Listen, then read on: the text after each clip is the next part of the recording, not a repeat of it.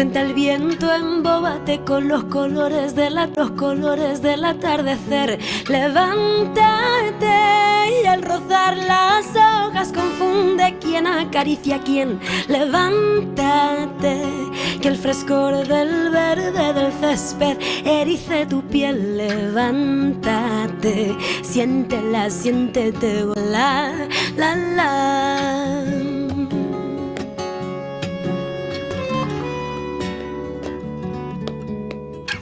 Y yo te imploro pa' que te adentres dentro, tan dentro de mis adentros, que yo me llore cuando comprenda que no te valoro. Y en mi boca una espiga al palillo que endulce lo amargo.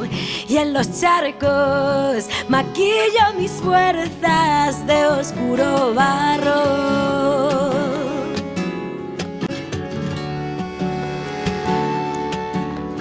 Hago un llamamiento al sol y al viento pa' que guíen los trazados de mi movimiento. Hago un llamamiento al sol y al viento pa' que escriban los renglones de los pensamientos. Que la luna al mirarse en el río sienta lo que te admiro. El cantar del jilguero, la nana que acune al niño. Al besarnos mis cabellos, las ramas del viejo olivo, el calor del fuego, la llama, la fuerza, la calma de mi camino.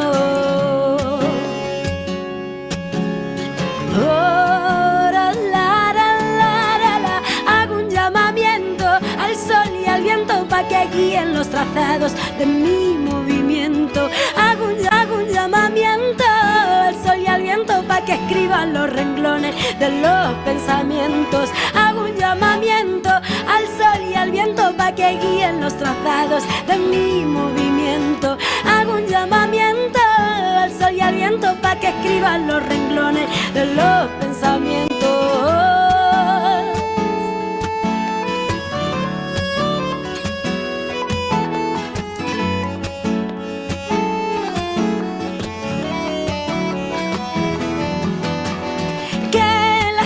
Del mar sean curvas en mi cuerpo,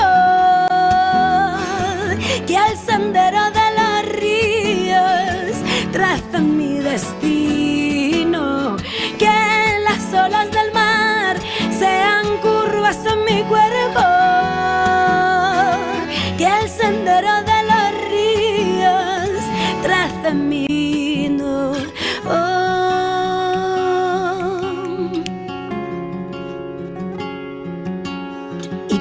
Que nos hablas de sensaciones perfectas,